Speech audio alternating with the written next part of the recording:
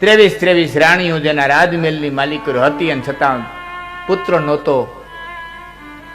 ત્યારે વિદ્વાન બ્રાહ્મણો એમ કીધું કે પુરુષના ભાગ્યમાં પરગણું કદાચ છેટા જઈને એકાદા લગ્ન કરો, જો ભાગ્યમાં હોય ને સંતાન મળે તો. ઠેઠ જુનાગઢના ધણીએ થરપાકરમાં જઈને લગ્ન કર્યા. પરમાર રાણીને પરણી અને લઈ આવ્યો. અને એક દી વાલબાઈ વડારીને જઈને ખુશીના સમાચાર દીધા કે અમારા મહારાણીને સારા દિવસો રહ્યા છે સાહેબ. 999 પાદરની ધરતીની માલિકો હાકડું વેચાણી હતી કે હવે તો જુનાગઢનો વારસદાર મળશે, જુનાગઢને વારસદાર મળશે. એમાં ઈર્ષાખોર રાણીએ દાસીને બોલાવીને કીધું કે પરમાર રાણીને હારા દિવસો રહ્યા છે દાસી, આપણા તો હવે માન હાવ ઘટી જાય, હવે ઓછી બુદ્ધિ ના હોય ને એની પાસે રેવા વાળા ઓછી બુદ્ધિ ના જ હોય. મહારાણી અહીંયા એક તાંત્રિક રીએસ, જોકે ગિરનારમાં તાંત્રિક નથી રહી શકતો, હોય તો જોગણિયામાં હોય, બાકી તાંત્રિક છે એ ગિરનારના પતિ પગથિયાં ચડી ન હગે. દત્તાત્રેયનો ધોકો એને મારીને કાઢે એમ કે છે જોગણિયા. અમારે ગિરનાર એક નથી હો, ગિરનાર છે, ત્યાં ઉજ્જૈન છે, એનું મૂળ નામ કુમુદ હતું, ત્યાં જોગણીઓ છે, ત્યાં બેહલીઓ છે, ઘણા નામ છે. એ તો બધા આપણે પછી ગિરનાર એટલે સમૂહમાં બધું એક ગિરનાર કઈ, બે નોખ નાખે છે ઉજ્જૈન ને ગિરનારનું મૂળ નામ કુમુદ છે. બલિરાજાને બાંધ્યા પછી ભગવાન નારાયણે ત્યાં તપ કર્યું એટલે એનું નામ ગિરિનારાયણ પડ્યું. ગિરિનારાયણ માંથી પછી ખાલી ગિરી પડ્યું, ગિરિમાંથી પછી ગિરનારથી આમ આમ આમ નામ બદલતા આવ્યા છે.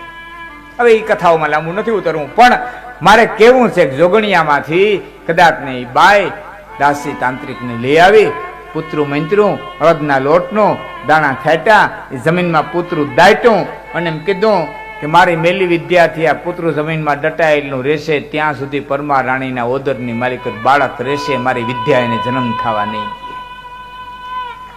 આવી તાંત્રિક વિદ્યાર્થીને બાંધી લીધો, ગર્ભાને બાંધી લીધો. 9 મહિના 10 મહિના વરસ 2 વરસ બાળકનો જન્મ ન થાય.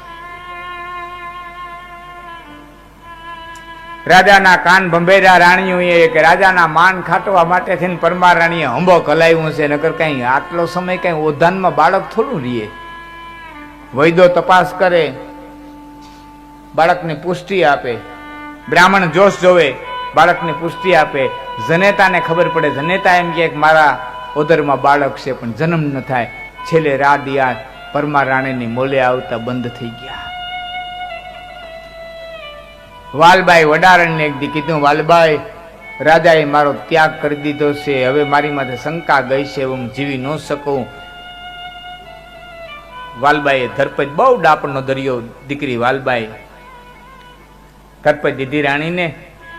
અને વાલબાઈ પોતાના સેન કક્ષની માલિકો આડે પડખે થયા, આનાથી સહન ન થયું એટલે અફીણની તાહડી ઘોડી અર્થાત તો રાજની કુંવરીઓને જે ઝેર આપવામાં આવતું કરિયાવરમાં, આમાં એ રિવાજ હતા હો. કરિયાવરમાં રાજકુંવરીને કાલકુટ નામનું ઝેરે આપવામાં આવતું. બેટા એવું ટાણું આવે ને તેથી બાપની ઇજ્જત સાચવવા આ કરી લેજે, કદાચ વિદેશીઓને આવા આક્રમણ થયા હોય ને સમય એવો આવ્યો હોય તો કાયાને હકેલી લેજે. એ તાહડીમાં ઘોડી અને ચોડા હમાવના કુળદેવી માં ખોડિયારની સામે બેહીને કીધું, હે ભગવતી, હવે મારાથી સહન નથી થતું, 2 હત્યા ભેરી કરું છું, મારે આવા 7 જન્મ લેવા પડશે એની મને ખબર છે, પણ માં તારાથી બચા, તારાથી માફ કરજો, તારાથી છુપી વાત શું હોય, મારાથી જીવી નથી અગાતું. એમ કહીને જેરની તારી મોઢે માંડવાની તૈયારી કરી ત્યાં ત્રિશુળમાંથી અવાજ આવ્યો, ખમા ખમા ખમા.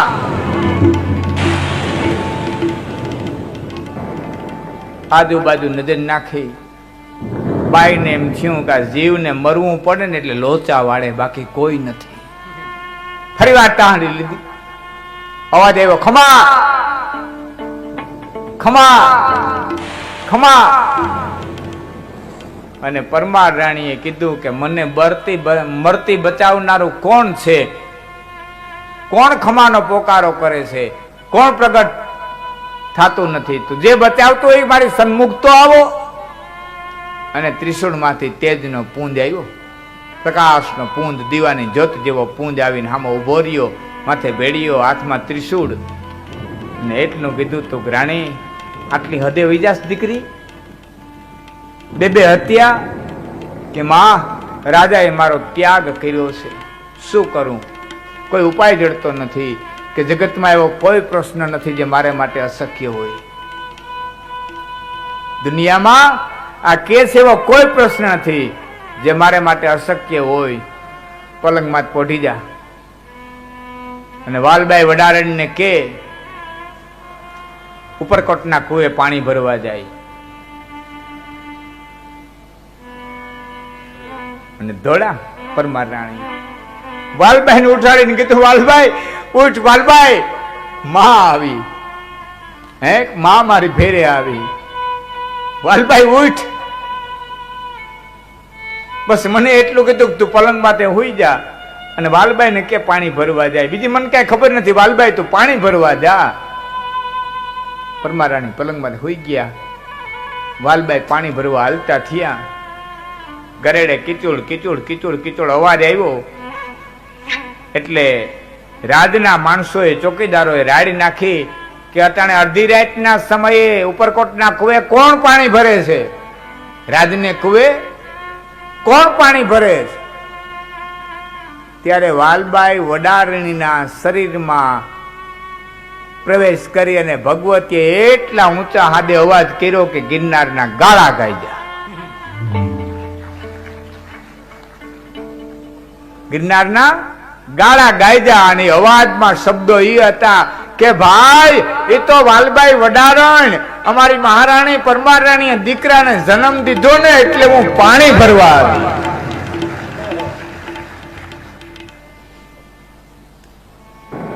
ઉપરકોટના કાંગરા ગાયજા, રંગમેલના મહેલ ગાયજા.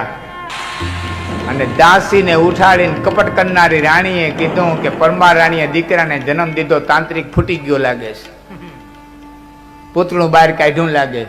બે ધોળતી ધોળતી ગયું, જમીન ઉખેડી, છીપરું ઉચકાયું, પૂતળું બહાર લીધું. શરત એ હતી પૂતળું જમીનમાં રહીએ ત્યાં સુધી બાળક ઓદરમાં રહીએ, અહીં છે કે નહીં એ જોવા માટે થઈ અને પૂતળું બહાર લીધું. અને આ પરમાર રાણીએ નવઘણને જન્મ દીધી. રાજમેલે ત્રણ રાણીઓ રે પરમાર રાણીને પેટ નવ નવ વરહે, નવ નવ વરહે નવ ગણ આવ્યો, માતા દીના મનને ભાઈઓ, નવ નવ વરહે નવ ગણ